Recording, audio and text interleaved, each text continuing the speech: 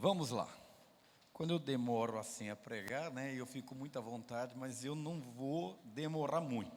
Mas eu escolhi um texto desafiador para nós hoje. É falar de um herói, um cara que tinha tudo para dar certo e ele acabou destruindo-se a si mesmo. E eu gosto de uma expressão quando um repórter perguntou certa feita a Abraham Lincoln, enquanto ele estava na carreira presidencial, a presidência dos Estados Unidos, e perguntaram a Abraham Lincoln qual era o inimigo que ele mais temia. E aí ele pensou e olhou para o repórter e disse assim: eu não tenho medo de nenhum inimigo. A Bíblia diz que a minha luta não é contra a carne e o sangue, mas sim contra principados e potestades. E aí, ao dizer isso, ele disse assim: seria muito fácil eu dizer que eu teria medo do diabo, que eu teria medo do candidato, mas eu não tenho medo nem do diabo, porque ele já foi derrotado por Jesus na cruz, e eu não tenho medo também dos opositores. Sabe por quê? E aí ele responde firmemente: porque Abraham Lincoln é a sua derrota ou é a sua vitória.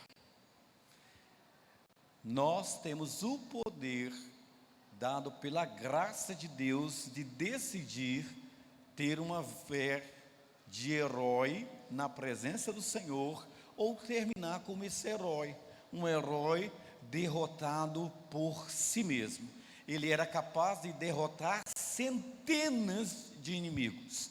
Ele foi capaz de derrubar centenas de filisteus. Ele foi capaz de vencer muralhas, mas ele não conseguiu vencer a si mesmo. E quando você não consegue vencer a si mesmo, o diabo não precisa fazer muita coisa. O diabo não precisa empreender nada, porque o espírito da autodestruição faz com que nós naufraguemos na labuta, na militância da vida. A vida é aquilo que a gente aprende mesmo, ela é uma escola. Ela é uma escola, mas a decisão de vencer e sair bem dessa escola não compete a Deus, nem compete ao diabo, compete a você. Por isso, o livro de Juízes, capítulo 13, vai falar um pouquinho. Hoje não vai dar para a gente falar tudo sobre Sansão, Vamos tentar fazer com que a quarta-feira de cinza seja uma quarta-feira da vida, retomando a caminhada no que nós vamos fazer hoje à noite, tá bom? Juízes capítulo 13, versículo de 1 ao versículo 4 nos diz assim, ao versículo 5: os israelitas voltaram a fazer o que o Senhor reprova, e por isso o Senhor os entregou na mão dos filisteus durante 40 anos. Certo homem de Zorá, chamado Manoá, do clã da tribo de Dan, tinha mulher estéril. Certo dia, o anjo do Senhor apareceu a ela e lhe disse: você é estéril, não tem filhos, mas engravidará e dará à luz um filho. Todavia, tenha cuidado, olha bem, ele tinha que ser nazireu, tá bom? Não beba vinho nem outra bebida fermentada, e não coma nada impuro. Essa criança, ela não pode tocar em bebida alcoólica, nada que a deixe fora do bom senso, e ela não deve se contaminar tocando coisas impuras. E ele não deverá e não se passará navalha na cabeça do filho que você vai ter, porque o menino será nazireu, consagrado a Deus desde o nascimento, e ele iniciará a libertação de Israel nas mãos dos filisteus. Amém? Essa história, a história de Sansão, nos mostra um grande desafio. E um grande desafio é que nós temos vários personagens bíblicos. E quando você tem personagens bíblicos como Ruth, como Gideão, aí você começa literalmente a se pensar: eu nunca serei como esses homens, eu nunca serei como Abraão, eu nunca serei como Moisés, eu nunca serei como Salomão, eu não serei. Mas esse personagem, o personagem de Sansão, ele tem um pouco de nós, ou nós temos um pouco dele. E esse é o maior desafio para cada um de nós nessa noite. É pensar naquilo que nós somos parecido com Sansão. Em que eu sou parecido com ele? O que eu tenho um pouco desse homem que é um enigma, uma vez que ele foi separado, consagrado por Deus para ser o libertador de Israel, e ele acaba num enredo de tramóias, de deslealdade, de traição, não? Qual é a história de Sansão que eu tenho que aprender? O que eu sou parecido com Sansão? Nós não temos muito tempo para analisar esse comportamento nessa noite, mas as proezas de Sansão são tão lendárias que já se tornou alvo até de produção cinematográfica, né? Mas eu não quero falar das proezas lendárias de Sansão, eu quero falar das falhas de Sansão. Uma das coisas que eu aprendi na vida e que eu gostaria de passar, eu não sei se esses 10 anos eu passei para Cibapa, mas foi mostrar para a minha igreja, meu rebanho, é que um homem, ele não é formado apenas por acertos. Nós somos formados pelos nossos erros. E a gente, quando se envergonha dos nossos erros, tem dificuldade de falar das nossas falhas, é porque nós usamos máscaras. Máscaras que faz com que a gente queira parecer sempre o herói. Máscara que faz com que a gente apareça sempre como alguém bem sucedido. E a gente não consegue fazer um diagnóstico daquilo que nós somos realmente. Por isso eu gosto da história de Sansão, porque a história dele é a história de um homem que teve 2 eixos que levaram ao declínio. Embora Deus o chamou para ser vitorioso, Sansão tinha uma falha. Qual é a falha da maior parte dos homens, né? Rabo de saia. Ou seja, no Nordeste nós chamaríamos Sansão de raparigueiro. No Norte é mulherengo, né? No Norte é mulherengo. Mas Sansão, ele era dominado por uma visão de romance. E também por o outro lado, ele era dominado também por um sentimento de vingança. Então, de um lado, ele tinha como eixo o desejo, que o dominava completamente. Do outro lado, ele tinha um sentimento de vingança. E esses 2 sentimentos levaram esse herói que nasceu com um destino. Se você é daqueles que acreditam em destino, ele nasceu predestinado a ser o libertador de Israel. Ele nasceu predestinado a ser alguém bem-sucedido. Mas, por outro lado, nós olhamos esse homem extremamente talentoso, mas um homem que não era e não entendia o propósito de Deus para a sua vida. Ele era forte do lado de fora, mas não tinha controle no seu interior. Eu sou evangélico faz 31 anos de evangélico, não nasci no lar evangélico. E eu já vi muitos homens e muitas mulheres de Deus, ungidos do Senhor, que começaram bem a vida cristã e não foram muito à frente, porque tinha o descontrole interior. Eles não sabiam lidar com os seus sentimentos, eles não sabiam lidar com os seus desejos, eles não sabiam lidar com o desejo e o sentimento do outro, porque os seus estavam desestabilizados.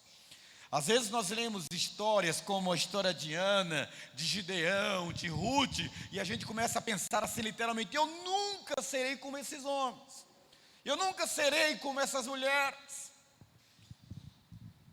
Não é assim com a história de Sansão. Como eu acabei de falar, todos nós temos um pouco de Sansão, e a maioria de nós tem um monte de Sansão dentro de si.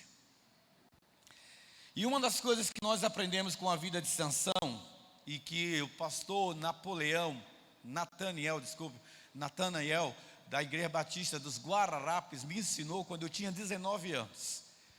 Pastor Natanael uma vez pregou e falou muito ao meu coração, e quando eu fui sentar para conversar com ele sobre este sermão que eu vou falar hoje para vocês, ou seja, um sermão que tem 20 anos, e ele dizia assim: o pecado é muito maior do que você pode medir. O pecado, ele dura mais tempo do que você pode esperar. e o pecado é muito mais caro do que o que você pode pagar. Se a gente conseguir entender essas três verdades inegociáveis, a gente vai entender que a vida de Sansão é uma vida de alguém que foi mais longe do que ele queria ir. Ele não queria chegar onde ele chegou. Ele queria um outro caminho, mas ele não soube lidar consigo mesmo. Ele não soube lidar com a escolha divina. Ele não soube lidar com a manifestação da graça de Deus sobre ele, por ele ter sido escolhido desde o ventre da sua mãe. Se tem alguém que barateou a graça, mesmo quando a graça não estava sendo instalada, foi Sansão. E se tem alguém que banaliza a graça, sou eu e você, quando nós não entendemos que viver na graça não é viver livre de responsabilidades e prestígios que a fé nos oferece. Por isso, queridos, eu quero dizer para você que tem coisas que nós não podemos negociar se queremos ser abençoados por Deus. Nós não somos abençoados por Deus apenas por um decreto divino. Nós somos abençoados por Deus porque escolhemos também vivermos um relacionamento com aquele que nos abençoa. Pastor, então existe evangélicos que não são abençoados? Existem evangélicos fora da vontade de Deus? Existem cristãos que estão vivendo a maldição? A maldição não é uma coisa tão maldita quanto a gente pensa. Porque a maldição é a ausência da bênção. E é necessário, às vezes, que você se coloque numa posição de maldição para você valorizar a bênção de Deus que deve ser instalada na minha e na sua vida. E eu quero começar com algumas informações importantes a partir do capítulo 13. O texto que nós lemos diz: todavia tenha cuidado, não beba vinho, nem outra bebida fermentada, e não coma nada impuro. Não se passará navalha na cabeça do filho que você vai ter, porque o menino será nazíreo. Pastor, o que isso tem a ver conosco nessa noite? É porque nós estamos na véspera da maior festa popular deste país, né? O Cleves já deu uma canja para vocês sobre esse momento. Mas uma das coisas que me trouxe à memória esses dias é pensar que eu não preciso ir para a festa do carnaval, e eu também posso não ir e mesmo assim ser pior do que quem está lá. Deu para entender? Foi forte essa? Às vezes, não é a festa que determina o que eu sou, mas o que eu sou determina que tipo de festa que eu vou. Essa é a grande diferença. E quando a gente entende isso, a gente percebe no versículo 1 que os filhos de Israel tornaram a fazer o que era mal. Olha o que o texto diz: os filhos de Israel tornaram a fazer o que era mal aos olhos do Senhor. E aí o texto diz: e ele, o próprio Deus, os entregou na mão dos filisteus por 40 anos.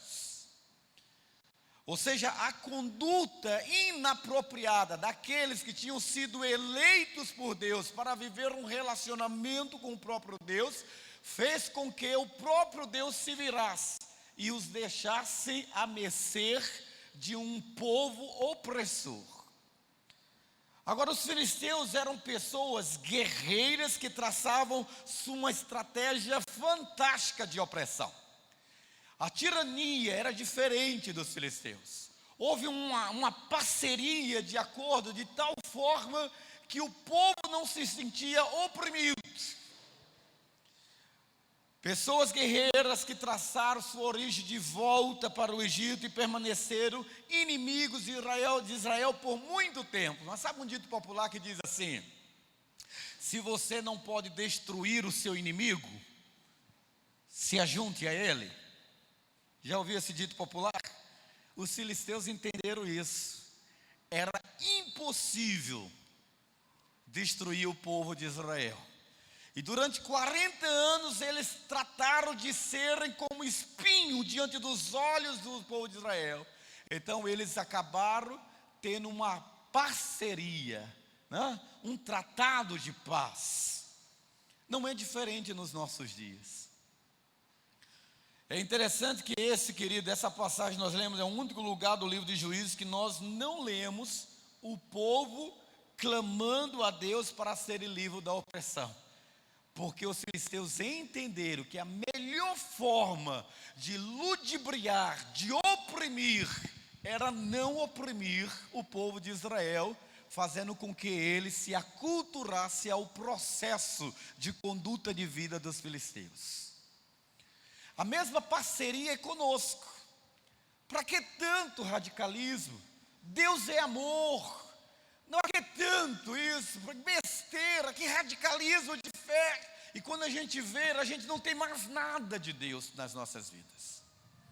O relativismo não é algo da pós-modernidade. O relativismo não é um mecanismo social que foi inserido no século 21, ele sempre esteve presente, porque essa é uma tática maligna, para fazer com que nós neguemos a fé, sem assumirmos que abandonamos a fé, porque mantemos a religiosidade em dia. Sabe quando a religiosidade está em dia, mas o relacionamento com Deus já desapareceu há muito tempo. Nós olhamos para essa passagem e percebemos que o jogo dos filisteus era simples demais.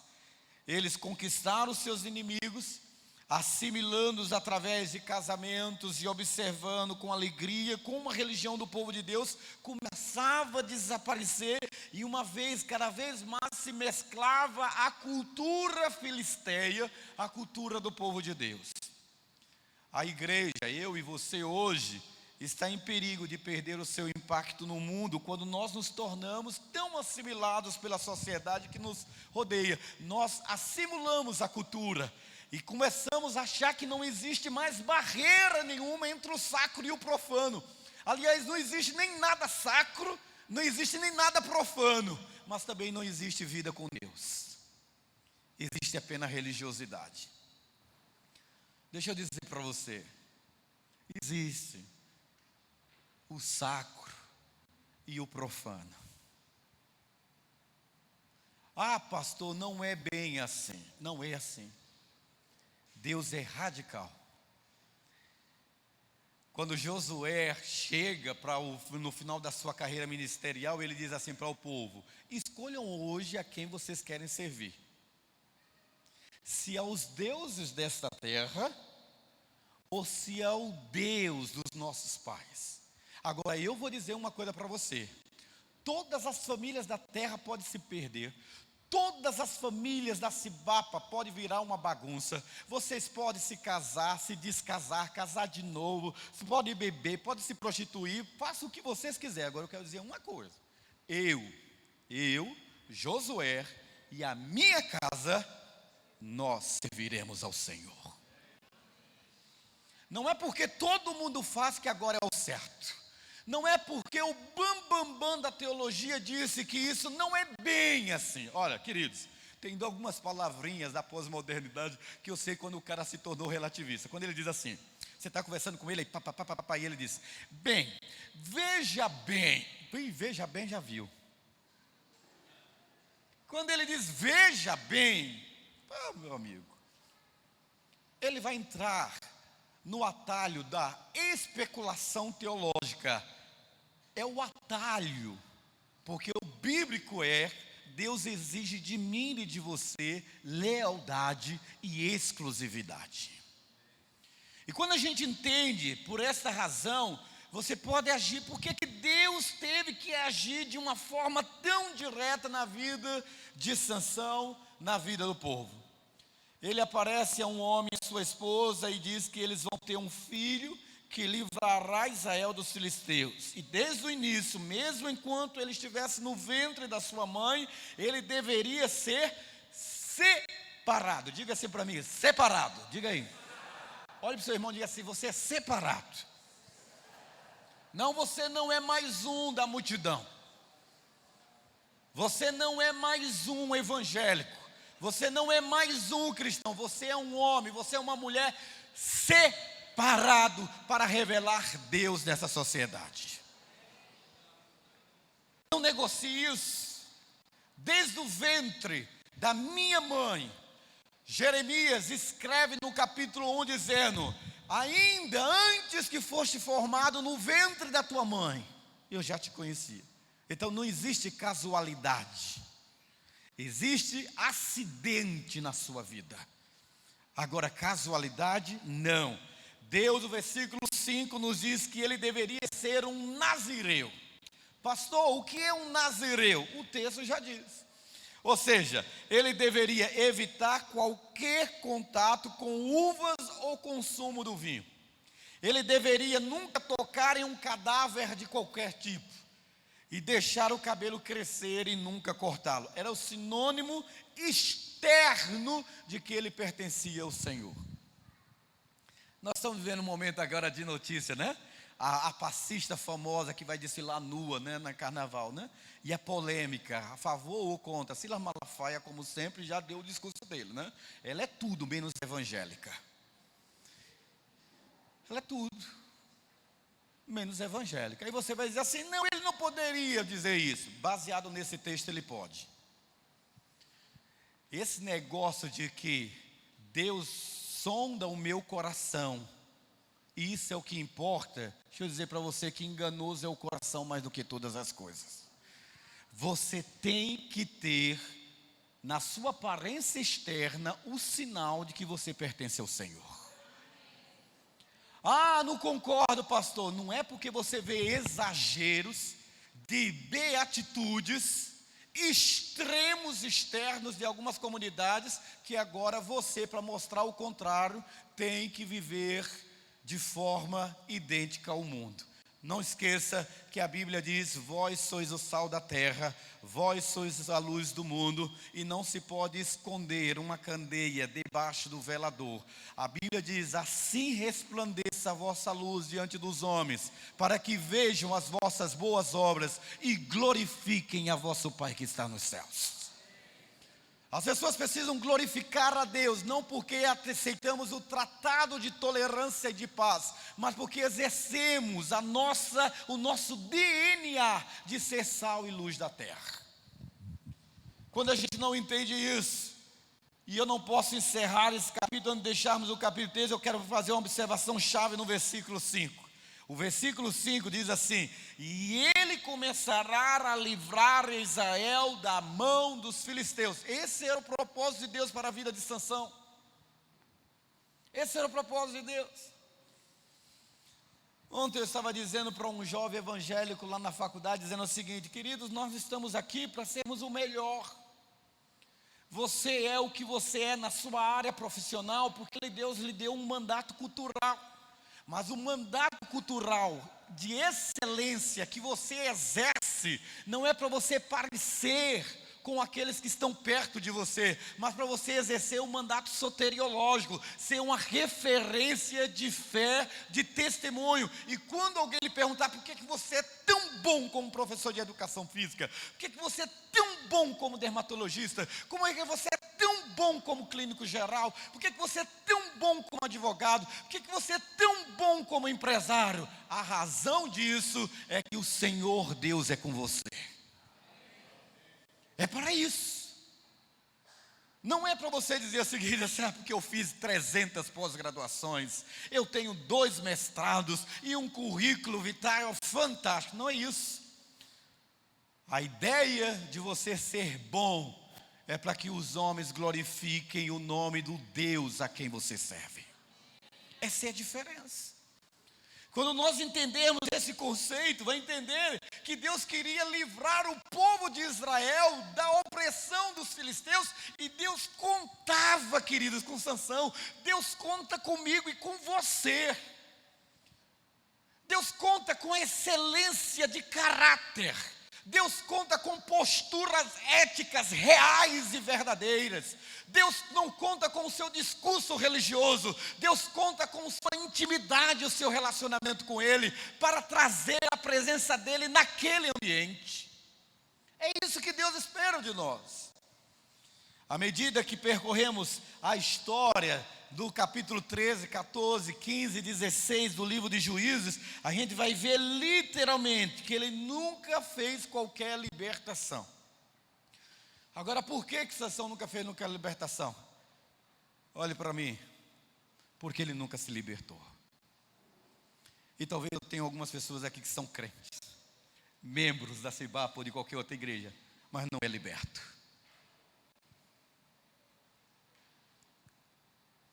Sansão não conseguiu exercer o propósito de ser o canal de libertação do povo de Israel.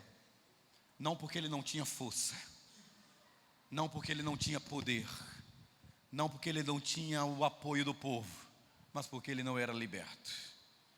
E quando a gente não é liberto, a gente se esconde. Desde que ele nunca tratou os seus erros fatais, Sansão não permitia que ninguém tocasse na vida dele. Tem muita gente que tem medo de ir no face a face, né? Não tenha medo não, querido. Ninguém vai obrigar você a contar nada. Agora, Deus não quer que você permaneça doente a vida inteira. E talvez você seja uma pessoa doente, com um lindo sorriso, com uma boa beca, com uma boa posição social, com uma liderança dentro da igreja, mas não é liberto. Pastor, que teologia é essa que o senhor fala que crente não é liberto? Não, eu defendo e provo na Bíblia. Ser membro e crente de uma igreja não é sinônimo de libertação. A libertação é algo que vai muito além. Ela nos traz alegria, e a alegria do Senhor a nossa força é. É diferente. Quando a gente olha para o contexto de Sansão, já que ele nunca tratou com os exaltados, ele só começou, querido, e quando ele estava pronto a libertar de Israel, ele não soube lidar com os sentimentos. O versículo 25 diz: e o Espírito do Senhor começou a incitá-lo, porque Deus queria que ele entendesse qual era o propósito dele ter fé. Ele foi separado por Deus e precisava realizar uma tarefa. Se tem alguém que eu leio na Bíblia, e quando eu leio na Bíblia eu percebo que é um homem tão energizado e tão equipado. Eu imagino Sansão um camarada elétrico, um camarada, sabe, despachado, um cara forte fisicamente, um cara bem equipado. E comparado com alguns outros heróis bíblicos, ele tinha mais do que qualquer outro habilidades e competências para se tornar o libertador de Israel. E no entanto, aquele homem deixou escapar tudo isso. Tudo isso. Eu quero convidar você a ir lá para o capítulo 14. Abra sua Bíblia, ou acesse sua Bíblia sem Facebook, né, para você não se distrair.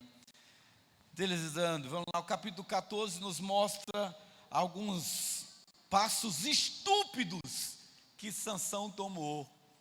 E que às vezes eu e você tomamos sem perceber. Primeiro passo.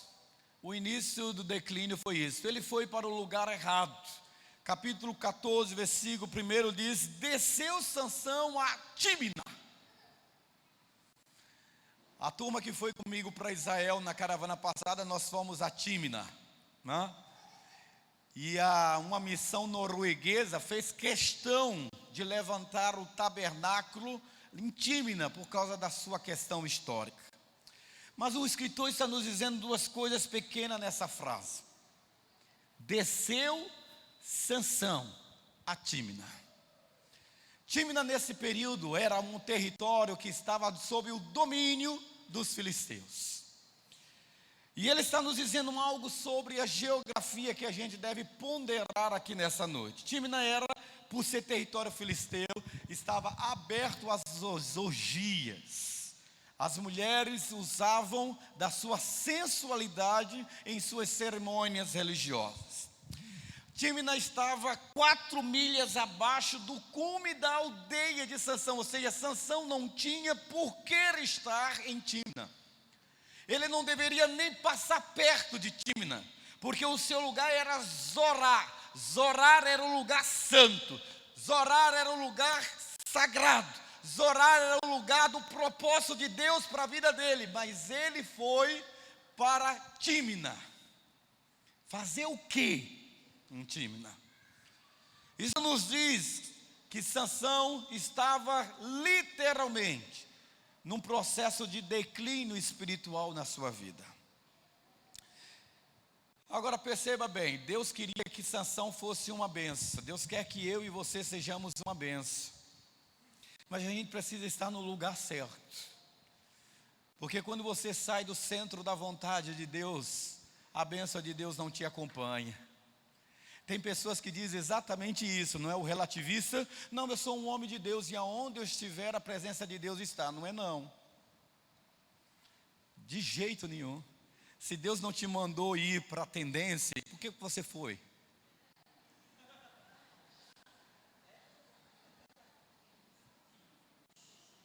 Por que você foi? Ah, eu fui acompanhar os meninos. Pois é, você foi e apoiou um lugar de contaminação. Há lugares que eu não devo estar. Ah, mas eu me garanto. Você não se garante não, você nem se conhece. Você não se conhece. De jeito nenhum. Esse é o primeiro ato público, ele deixa a terra de Israel. E ele vai para a terra dos filisteus. Para ser mais franco, Sansão deixou. Ele se permitiu se contaminar quando ele sai da presença de Deus, do meio do povo de Deus, e ele vai para o sul. O sul, espiritualmente, nesse caso, era um lugar de bancarrota, de descida. Ele não entendeu que o contexto geográfico afetaria o propósito de Deus para a sua vida. Quando você está no lugar errado, você não pode contar com a bênção de Deus sobre a sua vida. Salmo 91 diz: aquele que habita no esconderijo do Altíssimo, à sombra do Onipotente, descansará, sossegará, encontra paz. Pastor, não tem nada a ver. Tem tudo a ver. Tem tudo a ver. Quando a gente começa a entender que Sansão começou a cair, porque ele vislumbrou, ele se deixou levar pelo barulho do outro arraial, ele começou a ver luzes, e as luzes o atraíam, ele começou a ouvir um barulho diferenciado, ele se permitiu ser tomado pelo espírito da curiosidade, e ele foi ver apenas, porque ver não tem nada a ver. Porque só dá uma olhadela, não tem perigo. Eu acho tão engraçado, querido, que o caso de Sansão é muito parecido com Davi. Davi também foi só ver. Lembra de Davi? Ele está em tempo de guerra. E ele diz assim: vou descansar um pouco, não tem nada a ver eu descansar agora. Deixa eu dizer assim, não baixe a guarda, porque Satanás nunca baixa a guarda, querido. E Davi está passeando pelo palácio. E ele diz: eu vou ver o negócio na janela. E ele vê pela janela. Só que a janela dá para o fundo do quintal da vizinha, que não tem água encanada, e toma banho perto da cisterna. Certo? E aí Davi fica lá olhando aquela mulher. Hollywood coloca os holofotes, liga um vento enorme no cabelo dela, e ela desce.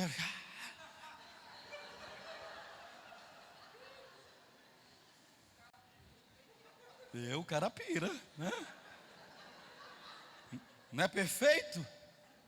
Como é que a mídia trata o pecado? Ela não coloca uma relação sexual de qualquer dia. Ela faz um efeito para ficar a imagem na sua cabeça, né? E Davi olha. E desde o dia que Davi olhou, ele nunca mais dormiu. Ele não conseguia dormir, porque ele só via o cabelo daquela mulher.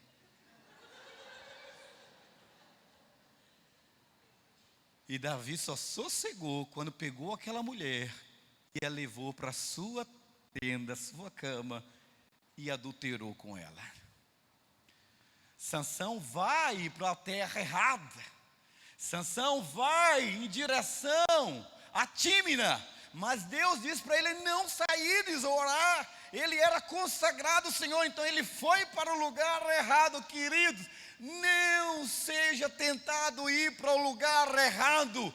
Entra na terra da promessa. A terra da bênção é o lugar de Deus para a sua vida.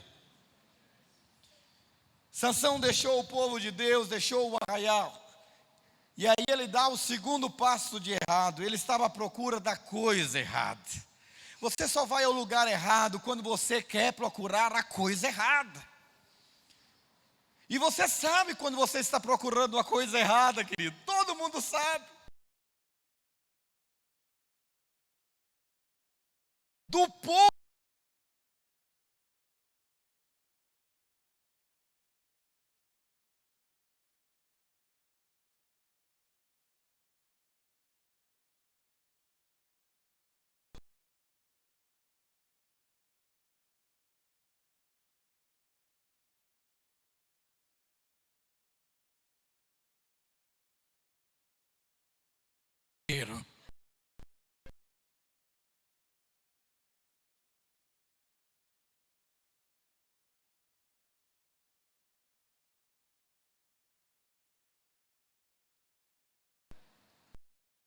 uma barrinha. Aqueles de lá dos filisteus.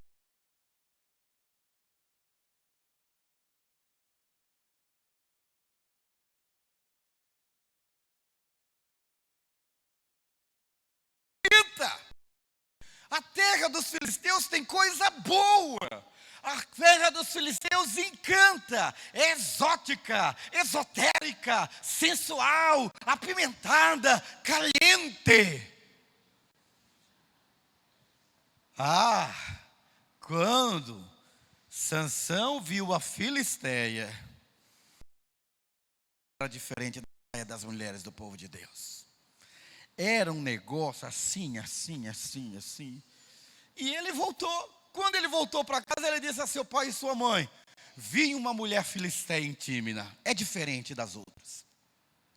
Consigo essa mulher para ser minha esposa. Seu pai e sua mãe lhe perguntaram: será que não há mulher entre os seus parentes ou em todo o seu povo? Você tem que ir aos filisteus incircuncisos para conseguir esposa? Sansão não quis ouvir pai e mãe. Sabe o princípio: honra teu pai e a tua mãe para que te vá bem e prolongues os teus dias sobre a terra? Pois Sansão não queria saber nisso. Ele estava tomado pelo desejo, ele estava tomado pelo sentimento. Ele disse: eu não quero saber. Consiga para mim, é ela que me agrada. Quando você está no lugar errado, você abre uma janela para também procurar a coisa errada. Minha mãe dizia um negócio bacana demais. Ela dizia assim: Valmir, meu filho, cuidado com as amizades. Cuidado. Por que a gente não ouve os mais velhos, hein, gente? Ô jovem, olhe para mim. Não é conversa de velho, não. Está certo que quando eu era novo não atendi esse dito popular. Agora que eu sou velho, estou dando esse mesmo conselho para você e você não vai acatar, mas eu vou dizer também. Cuidado com as amizades. Os filisteus não vêm com chifre, não vêm com estridente. É gente boa, filho daquele médico renomado, daquele empresário bem-sucedido, gente bacana demais, e que você gostaria de andar, e seus pais também, porque é gente boa. Não meça por isso, cuidado. Cuidado. Minha mãe dizia, minha santa mãezinha dizia assim: me diga com quem tu andas, e eu digo quem tu és.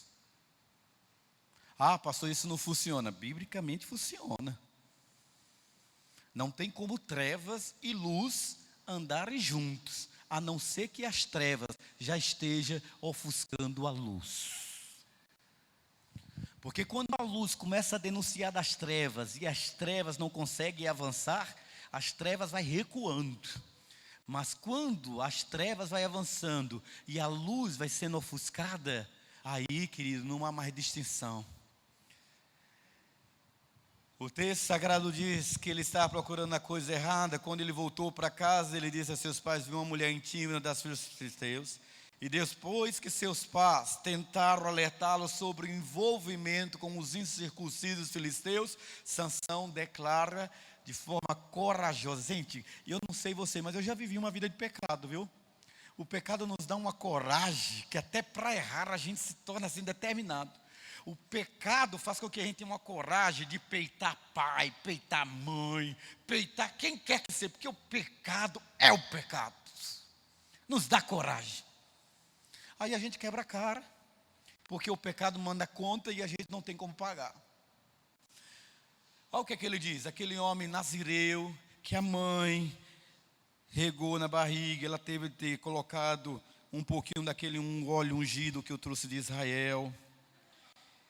Deve ter ungido, deve ter acalentado aquela criança. Aquele garoto tinha uns cabelos grandes, aquela mãe fez trancinha na cabelo daquele menino.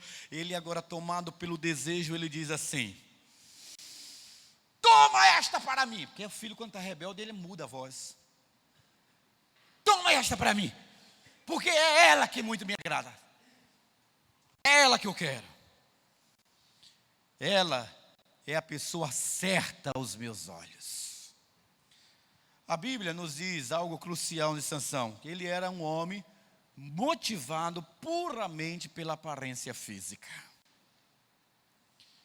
E ele viu a jovem, ela parecia agradável, e agora ele quer essa menina, essa moça com a sua esposa.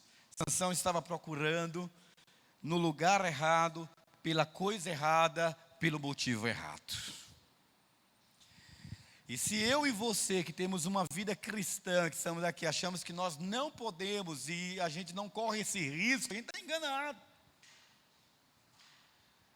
Sabe por quê? Terceiro erro de Sansão, ele rejeitou o conselho piedoso dos seus pais.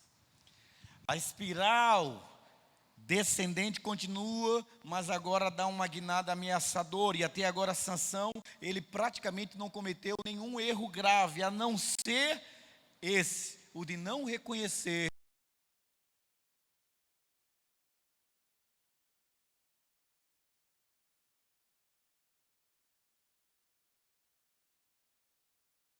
também começa a rejeitar o propósito de Deus para a sua vida.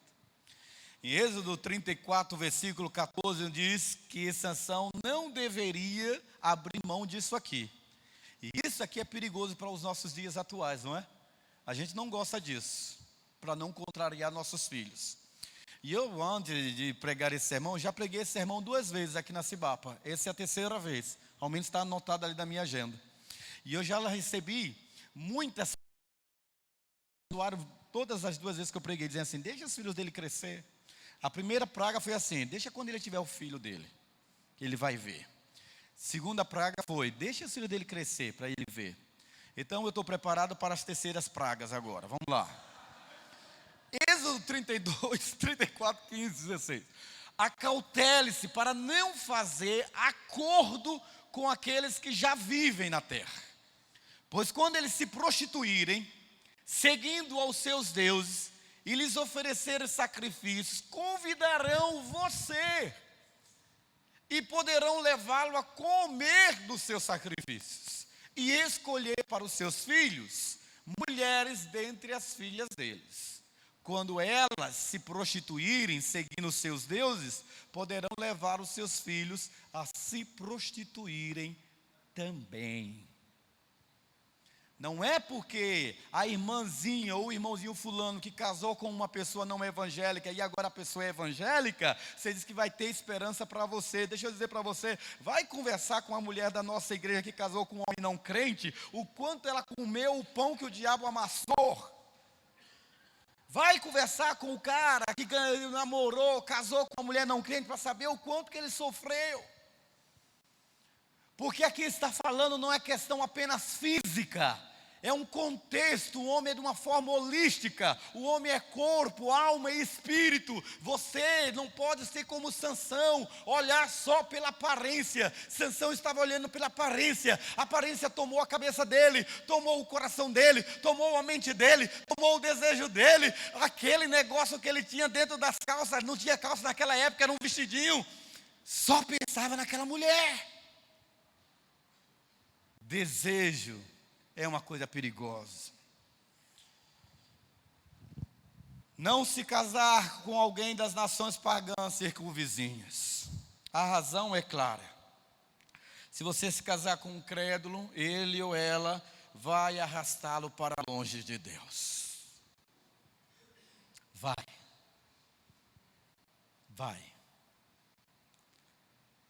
Pastor, essa é uma posição radical do Senhor. Não, não é não. Tanto no Velho quanto no Novo Testamento, queridos. Você casar com alguém que não comunga da mesma fé que você. Você casar com alguém que não adora o mesmo Deus que você. Você casar com alguém que não tem os mesmos princípios e valores com você. Você vai se dar bem na cama. Porque na cama é uma coisa que todo mundo se entende bem, né? Mas depois dos 10, 15 minutos do a realidade é outra. É outra. O homem é como um todo e Deus está dizendo para eles acauteles para não fazer a curto. Tem tanta gente que já saiu dessa igreja com raiva de mim porque eu disse que não ia fazer o casamento. Porque eu não posso abençoar aquilo que a Bíblia já disse que não é bênção. Mas eu estou apaixonada, pastor. Esse é o requisito? Pastor, mas tem tanta gente que foi salvo depois. Aí eu tenho um posicionamento radical. Sabe qual é o posicionamento radical? Seja forte com o que eu vou radicar. Eu saio da câmera, né? Aí a câmera não me pega. Eu vi os outros vídeos, eu estou falando sem ninguém no palco. Não foi? Era o fantasminha. Eu vou descer, a câmera vai me pegar. Vamos lá, Popô, me acompanha aí com a câmera. Vamos lá, que eu quero. A igreja cresceu e você precisa saber o que é que eu penso como pastor de vocês. Ok? Muito bem. O Creito e a Deusa não são crentes. É um exemplo, viu, gente? São pastores, tá? Não são crentes. Ok? Porém, o Creito tem um amigo que é crente, que é o Cleves, e a Deusa conheceu eles. E o Cleves conseguiu convencer eles que não são crentes, não são crentes, não são de nenhuma igreja evangélica, ao contrário, a Deusa é hippie, ok? É hippie, é hippie, e ele é qualquer coisa, ok? Não são evangélicos, eles não conhecem, não é evangélico, eles não conhecem a palavra de Deus, e aí eles querem que eu celebre o casamento.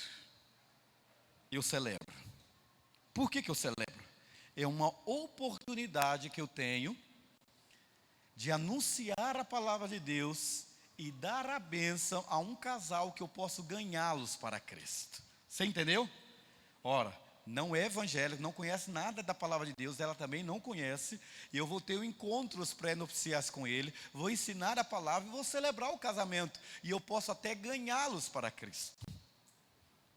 Beleza? É bíblico isso. Está na Bíblia, tá, pastor? Segundo, Deusa e Creito são do mundão, ok? Ela é uma pessoa religiosa, espiritualizada. Ela vai no terreiro, no centro espírita, na igreja católica, na igreja de crente, é ela. Ele, não. Ele não quer saber de religião. Mas ela vem, assiste o culto de Páscoa da Cibapa. Melhor, ela aceita o estudo bíblico na casa de paz, torna a casa de paz. E na casa de paz, ela toma uma decisão ao lado de Cristo. Ok? Eles não são casados no papel, eles são amigados. Conhece essa expressão, amigados? Amaziados, concubinato. Isso. Então, eles são isso, não são papel. Ela se converteu. Eu a batizei, certo? Porque ela quer se batizar, mas eles querem casar. Ele não se converteu. Ok, eu celebro o casamento. Por que eu celebro o casamento? Porque a Bíblia diz que se a parte descrente consente em conviver com a parte que se tornou crente, então que não se separe. Ela, quem mudou foi ela aceitou Cristo, ela era do mundo, ela era do barzinho com ele, a noitada, eles quebravam o pau, se beijavam, se amavam, toda sexta-feira lá no inferninho da 71. Você entendeu? Mas agora ela se converteu. Ela se converteu. Vocês sabem do inferninho, né, gente? Olha, filho, esses crentes, eu vou te contar. Vamos embora. Tá bem. E ela ainda me dá um versículo bíblico, porque eu discipulei bem, a mulher santa santifica o marido. Então, vocês entenderam, não eram crentes, estudo da casa de paz, ela se converteu, e ela agora quer casar, ele não quer aceitar Cristo, mas aceita casar com ela, eu faço o casamento, é bíblico. Segundo exemplo, até aí estou dando bem. Agora, terceiro exemplo, ele é crente, conhece a palavra de Deus, solteiro, e se engraça por uma mulher não evangélica. Ele já conhece a palavra de Deus, mas ele vai lá no arraial dos filisteus, conhece uma filisteia, se apaixona por ela e quer que o pastor case. Ele está em desobediência à palavra de Deus e quer que o sacerdote comungue, porque ela é uma pessoa boa, pastor. E vice-versa. Isto é desobediência à palavra de Deus. Você está com medo de ficar no caritó, né? E o primeiro que aparece é de Deus. Não é não. A primeira que aparece é de Deus. Querida, fique sozinho, deixa a terra comer a coisa, mas não vá para o casamento. Não vá. Não vá. Não entre. Eu estou falando esculachado para vocês entenderem a coisa. Tá?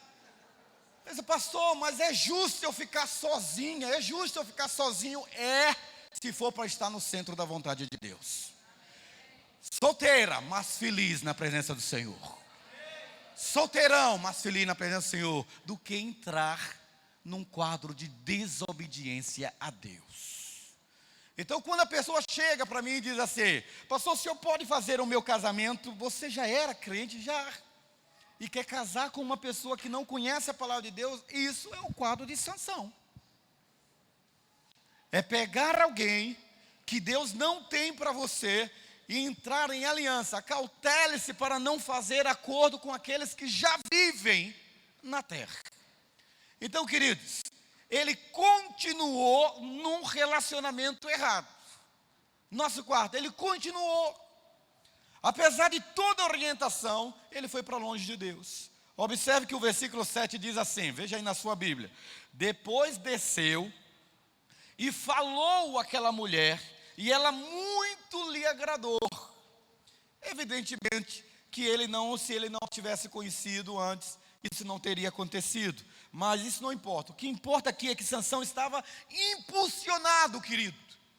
E numa sociedade hedonista como a nossa, uma sociedade dirigida pelo prazer, onde o prazer toma forma da voz de Deus, nós precisamos ter cuidado para não sermos impulsionados pelos hormônios e não impulsionados pelo Espírito Santo de Deus.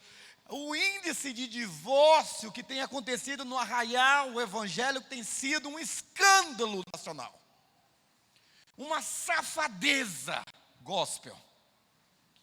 As pessoas estão querendo se divorciar e entender que Deus apoia pela incompatibilidade conjugal. A Bíblia não apoia o divórcio nem pelo adultério. Sabia disso?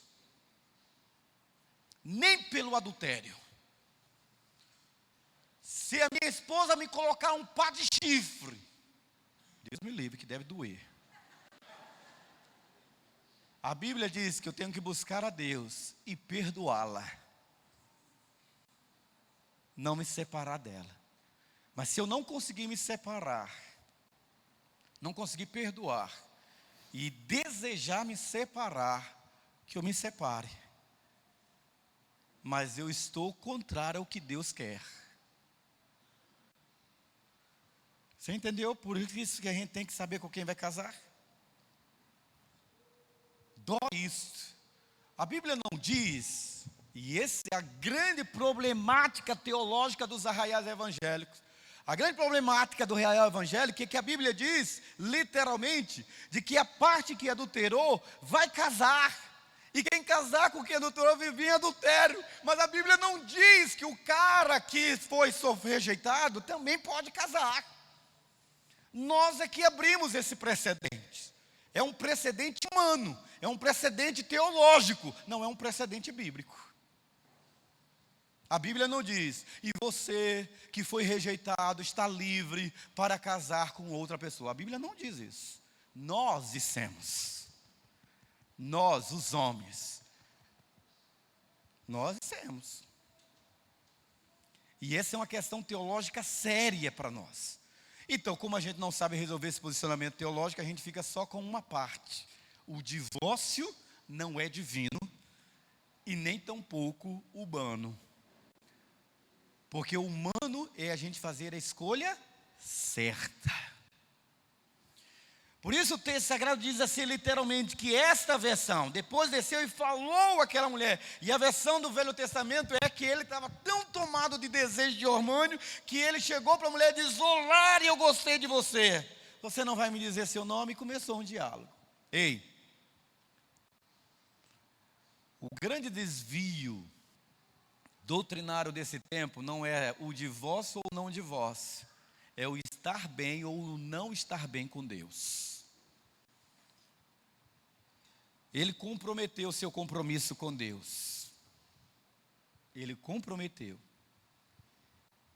E enquanto Sansão estava viajando com seus pais para fazer os preparativos para o casamento, o texto sagrado diz que ele entra em um vinhedo, olha só, que era proibido por causa dos seus votos, ele não podia entrar numa plantação de uva, e ele encontra um leãozinho. Você conhece essa história? Ele encontra um leão novo.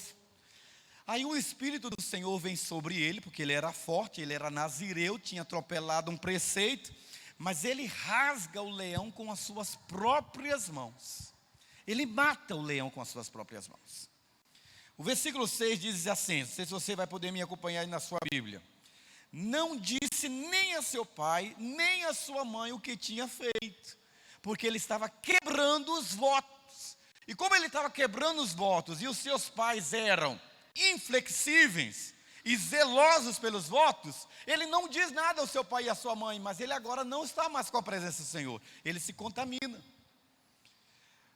Você poderia pensar assim, qual é o filho que não ficaria feliz, né, de poder contar para o seu pai e para a sua mãe que matou um leão? Qual é? Mas ele não diz nada porque significava uma quebra de votos. Sansão agora se torna impuro e profano diante de Deus. Deixa eu fazer uma pergunta para você. Você acha mesmo que pelo fato de ter se batizado, você agora é um camarada que está imune à impureza e a levar uma vida profana diante do Senhor? Você acha mesmo que o seu certificado de batismo, ou a titularidade de você ter nascido no lar evangélico, já lhe dá prerrogativas para errar de forma descambada, sem ter nenhuma sanção, nenhuma punição? Você acha mesmo? Você acha que Deus é um pai que não tem prazer em corrigir os filhos que Ele ama? Porque, querido, Deus nos ama tanto, de tal forma, que Ele começa o seu juízo pela sua própria casa. Ele começa a disciplinar os seus filhos, porque o pai que ama de verdade, não é o pai permissivo. O pai que ama é aquele que sabe dizer não. É aquele que sabe dizer não vai, não pode, está errado. Esse é o pai que ama, e Deus nos ama. Ele nos ama tanto, queridos, que o versículo 9 mostra literalmente que Sansão estava viajando junto à vinha para revisitar a cena da sua grande façanha, e ele observa que as abelhas tinham construído um favo de mel dentro da carcaça seca do leão. Ele sabia que ele não podia tocar um cadáver imundo, um cadáver, que ele se tornaria imundo. Ele retira um pouco de mel, come enquanto caminha, e mais uma vez ele atropela um dos votos que Deus havia colocado para a sua vida. Depois, se você ler todo o capítulo 14, você vai ver de que, de acordo com o versículo 10, Sansão faz uma festa. Porque assim os mancebos costumavam fazer. Ele atropela mais outro voto. Sabe aquele negócio que me dá raiva? Hoje é o dia do desabafo e da doutrina, né? Na Assembleia de Deus, quem era da Assembleia de Deus aqui? Levanta a mão. Assim, você lembra da Assembleia de Deus tinha o culto doutrinário, é de porta fechada, né? Então esse é o culto de doutrina, tá bom? Nosso aqui. Sabe o que Sansão fez? O que a maioria dos batistas fazem. Batista não, batista é crente. A maioria dos caras que não tem compromisso de Deus faz. Eu vou dar uma festa, eu não bebo porque meu Deus disse para eu não beber, mas eu dou uma festa e dou bebida porque meus amigos bebem. Não é um safado? Se você não bebe, se as pessoas têm que te amar e te respeitar pelo que você é, você vai gastar dinheiro para dar bebida para quem não deveria beber, porque você deveria se dar como exemplo, mas você quer estar bem na fita e gasta uma dinheirama dando bebida para quem você não deveria dar bebida e mostrar que você agora não mais bebe. Sansão fez isso. Sansão fez uma festa, e o texto diz assim: ele é nazireu, ele é consagrado, ele é separado. Consagrado e separado. Se ele é consagrado e separado para Deus, ele não vai beber, ele vai à festa. E como todo mundo faz, ele também faz uma grande festa de 7 dias, que é a festa judaica para casamento. Ele começa a dar bebida para todo mundo.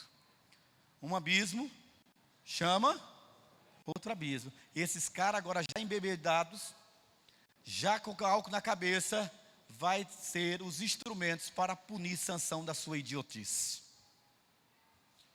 Ora, quando eu vou na casa da minha cunhada, ela fuma feito uma chaminé. Fuma. E não está nem aí para quem está lá na casa dela. Lógico que eu sei que metade do cigarro eu fumo. Mas ela nunca veio na minha casa. Por quê? Porque eu não tenho cinzeiro. Na minha casa, já viram os meus parentes na minha casa? Não, eu não fumo. Na minha casa você não fuma. Não, mas não fumo. Eu não bebo. Se eu não bebo, na minha casa não tem bebida, não entra bebida. Ah, mas é meu pai. Eu sei que meu pai só toma, ele não sabe almoçar sem uma lourinha. Uma cervejinha, mas na minha casa não.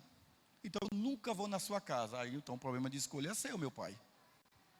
Mas na minha casa, não bebo. Por quê? Porque a minha casa não é dividida. Na minha casa não tem ninguém que não é crente.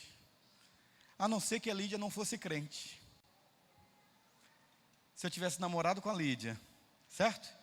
No tempo da ignorância, me converti, mas ela continua não crente. Então, o mesmo direito que eu tenho, ela tem. Se eu levar o meu pastor, ela tem que levar o padre dela. Se eu levar refrigerante, ela tem que levar a lourinha dela, a cervejinha, redondinha. Mas lá em casa todo mundo é crente. Eu sou crente, Lídia é crente. Meus 2 meninos são crentes. Então como é que vai entrar na minha casa alguém da minha família e eu vou, para agradar, quebrar os meus valores, os meus princípios? Você entendeu como é que você negocia os seus valores? Como é que você abre mão de ter a oportunidade de viver como nazireu de Deus? Pastor, mas isso não é problema nenhum. Parte da minha família é evangélica, da minha parentela, e bebem. Metade da minha parentela é evangélica e bebem. E bebem muito. Mas eu não tenho que beber. Amigo, Sansão é um retrato de um crente que está começando a comprometer seu compromisso. Se você simplesmente olhar, agora olhe para mim. Se você simplesmente olhar para o cabelo comprido, parece que Sansão está bem, ele está dedicado a Deus. Mas o seu estilo de vida conta outra história, totalmente diferente. Por fora ele parece um homem de Deus, mas por dentro ele é um homem controlado pelos seus próprios desejos. E um homem assim, querido, ele ignora as suas fraquezas. Um homem tomado pelos desejos, ele não sabe mesmo quem ele é. Ele não sabe como deve viver. E aí chega o momento do casamento. E aí eu quero que você abra lá, Juízes capítulo 14, versículo 11. Abra lá a sua Bíblia. 14, versículo 11. Dia de festa de casamento, 7 dias, Sansão começa a oferecer um enigma para 30 padrinhos filisteus. E aí começa, por causa do álcool, né? Começa uma batalha amigável de inteligência, muito comum naqueles dias, acertar e errar enigma. E o enigma então envolvia o mel de Salomão que ele tirou do corpo do leão. E essa poesia é linda. Eu quero que você me acompanhe aí o versículo capítulo 14. Versículo 14 diz assim: o enigma que ele dá para os amigos que já estão com álcool na cabeça. Do que come saiu comida e do forte saiu doçura. Sansão, olha bem, do que come saiu comida e do forte saiu doçura. Você acertaria esse enigma? Sansão sabe que ninguém assistiu o que ele viveu. E ele andava literalmente com um ar de superioridade. E quando a gente anda com um ar de superioridade, faz com que a gente seja vítima desse próprio sentimento. Ele faz uma aposta, e se aqueles homens resolvessem o enigma em 7 dias, Sansão daria roupas novas a todos os padrinhos. 30 casais de padrinhos, parece os casamentos de hoje, né? 30 padrinhos, misericórdia. Versículo 15. Aqueles amigos passam 3 dias, não conseguem descobrir, eles vão até a noiva e dizem assim: persuade teu marido a que declare o enigma, para que não queimemos a fogo a ti e a casa de teu pai. Essas não eram, queridos, pessoas muito agradáveis. Veja, Sansão deu a bebida, os caras se embriagaram, e agora embriagados, eles estão à mercê de pagar uma alta aposta, e aí eles vão até a noiva e dizem assim: olha, descobre, porque nós sabemos qual é o ponto fraco de Sansão. O ponto fraco de Sansão é o desejo, é o romance. Então nós entendemos que tudo que você pedir, ele vai lhe declarar. Vá, descobre o enigma, ou nós mataremos a você, seu pai, e queimaremos tudo de vocês. Persuadir, querido, significa seduzir uma pessoa simplória. Gente, não leve a mal o que eu vou dizer para vocês não, viu? Sejam fortes. Mulheres principalmente, mulheres solteiras, fiquem alerta. Você vê aquele cara bonito de frente, marombado, né? Um armário, com uma tatuagem tribal, né? Que agora é a moda, né? Tribal. Aí você acha que é o cara. Todo mundo sabia que Sansão não tinha nada na cabeça. Que Sansão não tinha princípios nem valores alguns. Os filisteus iam fazer a mesma coisa com ele depois de 20 anos, quando persuadiu Dalila. Ele poderia ser seduzido, porque ele era regido pelos seus hormônios e era uma pessoa sem cérebro. E aqui é a parte mais triste que eu quero deixar com vocês. A fraqueza de Sansão era evidente para todo mundo. Todo mundo sabia a área em que Sansão era fraco. E quando a gente tem exposto essa fraqueza pública e a gente não se percebe dessa fraqueza, a gente é um herói que despenca. Resumindo a história, ele finalmente revela a resposta do enigma na 7ª noite. Deixa eu dizer uma coisa para você, olhe para mim. Eu preciso ler isso aqui para você, não é uma frase minha. É uma frase bacana de Dr. Russell Shedd, nosso saudoso Russell Shedd. Ele diz assim: é a nossa recusa em lidar com nossas fraquezas que na maioria das vezes nos deixa em apuros. É mais fácil e menos doloroso fingir que está tudo bem, mesmo quando no fundo sabemos que não está. Olha o que acontece com Sansão. Ele prefere se vingar, ignora suas fraquezas e ele prefere se vingar a se arrepender. Os padrinhos descobrem o segredo do enigma e eles vêm para Sansão no último momento com a resposta. Sansão perdeu a aposta. E ele tem que encontrar agora alguns ternos Armani, né, para 30 homens. Sansão mata 30 filisteus. Ele tinha novamente que tocar os corpos mortos. Ele tem que pegar essas roupas, tirar as roupas, outra clara violação de voto nazireu, para prestar conta do seu compromisso quebrado contra Deus. Deixa eu fazer a última pergunta para você. Sansão está com raiva porque foi humilhado publicamente. Seus sentimentos de romance são agora substituídos por raiva e vingança. Qual é o sentimento que hoje reina no seu coração? De ódio, de vingança, ou de desejos incontroláveis que faz com que você não entenda o propósito de Deus para a sua vida? Você ainda é um nazireu de Deus, ou é apenas alguém que aparentemente aparenta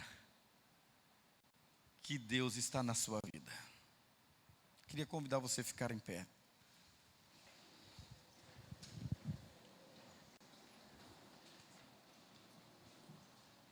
Sansão deixa sua noiva no altar, e o capítulo 14 termina com o pai daquela noiva envergonhado, dando a mulher de Sansão em casamento a um dos padrinhos. O pecado é maior do que a gente pode medir, é mais caro do que a gente pode pagar, e dura muito mais tempo do que a gente pode imaginar. E às vezes a gente não se depara com esses relatos. Sansão, um herói, mas que foi derrotado por si mesmo, porque violou os seus próprios salvo-conduto, violou o seu compromisso com Deus, negociando, como essa sociedade oferece a você todos os dias, meios para que você abra mão do seu negócio com Deus, para ser aceito pela sociedade como uma pessoa agradável. Eu posso ser agradável ao mundo, mas eu não preciso me parecer com ele. Eu posso ter o respeito das pessoas, sem precisar abrir mão do meu compromisso com Deus. Eu não preciso, para ser um bom pai, relativar meus objetivos, meus princípios e meus valores. As pessoas nos respeitam pela integridade de caráter que nós temos, onde nós somos o que somos às claras e somos o que somos às escuras. Somos o que somos aqui dentro e somos o que somos lá fora, porque Cristo em nós é a esperança da glória. Curve a sua cabeça, feche seus olhos.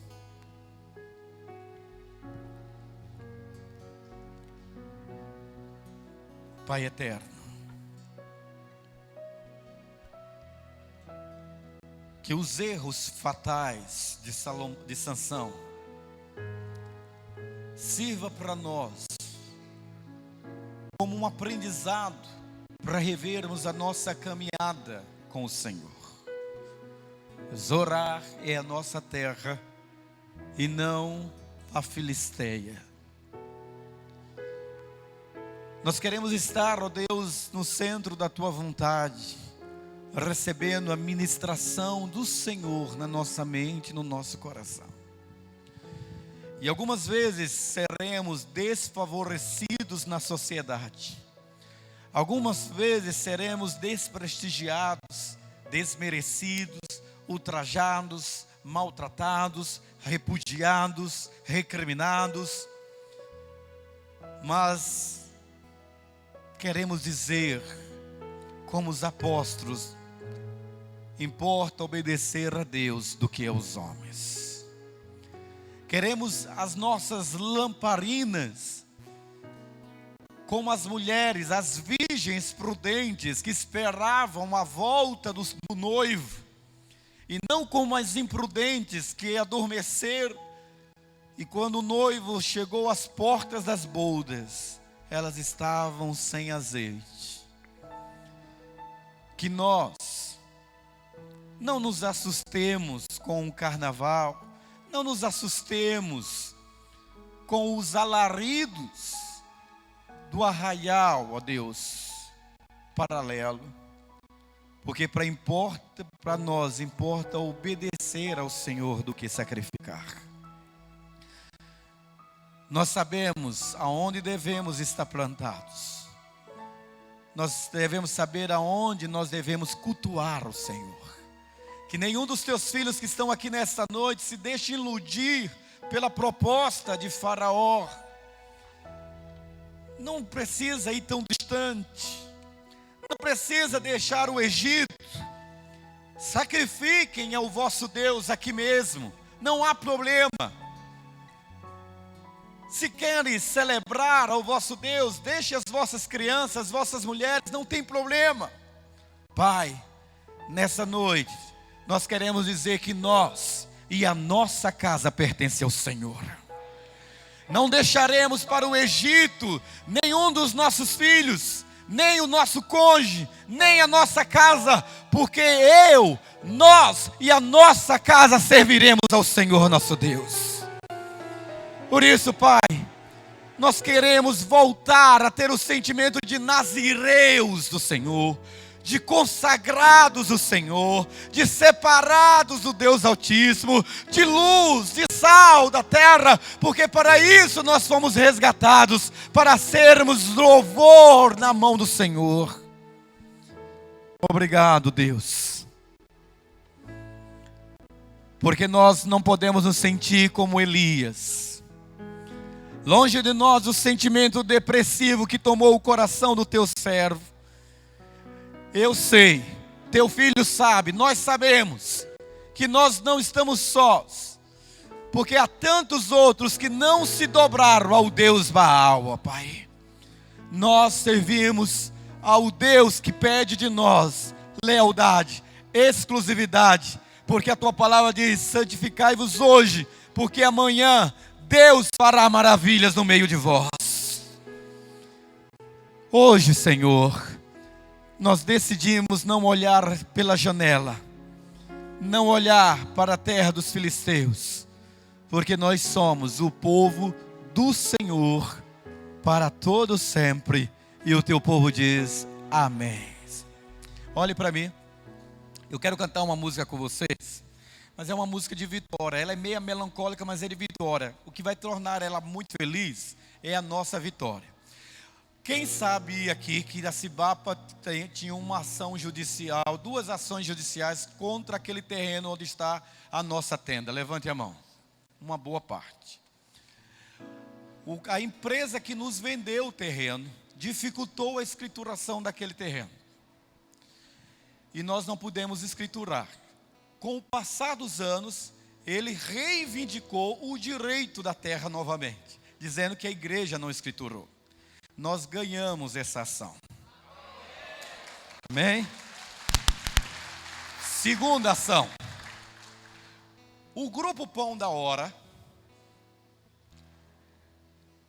não vou entrar em detalhes. O grupo Pão da Hora reivindicou este terreno como direito de preferência.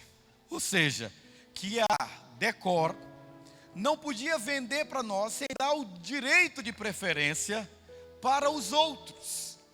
Então eles entraram com um depósito em juízo e entraram com uma ação reivindicando o direito deles de serem os verdadeiros ou os preferidos em comprar aquela terra. Pois é, essa ação ontem também foi deferida em nosso favor. Amém? Então, a terra é nossa de fato e de direito, amém? Porque Deus é fiel e nós vamos cantar: Tu és fiel, Senhor.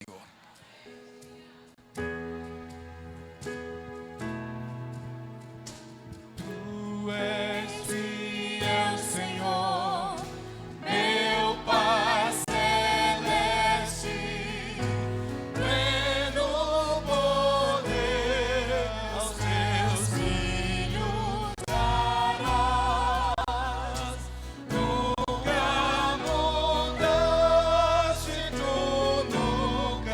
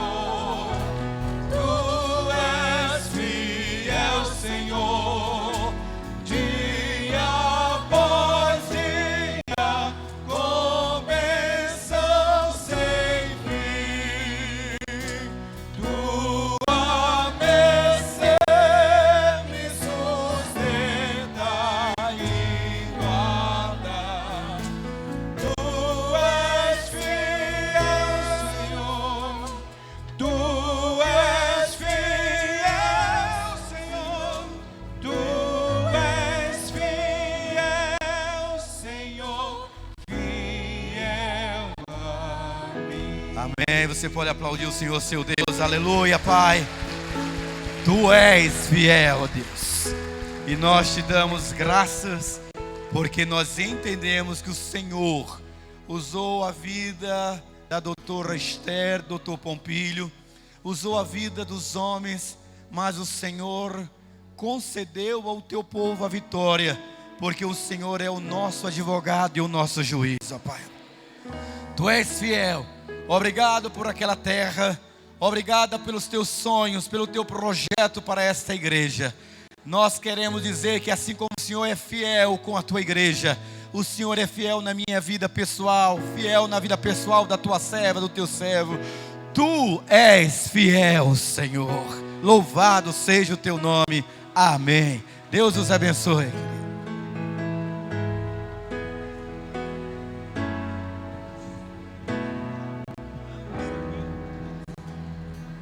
Líderes de PG, líderes em treinamento, já fica aqui rapidão para a gente resolver rápido, para você poder ir embora.